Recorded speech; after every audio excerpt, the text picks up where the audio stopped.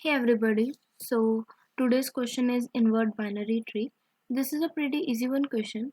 So we are given a binary tree and we have to invert it.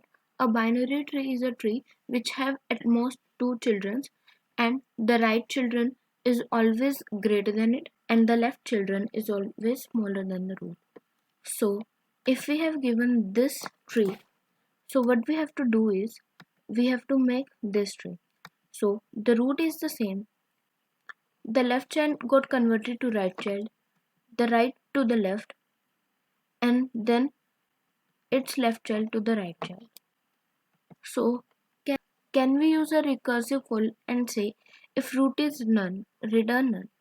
If root is left, make it right, and if it is right, make it left, and then finally return no. So, this is what we have done. This is our solution in Python.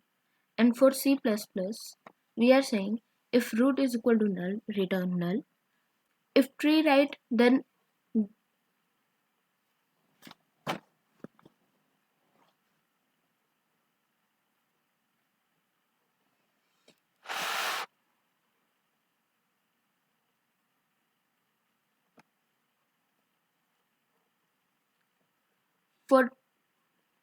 for right we are firstly counting invert tree right.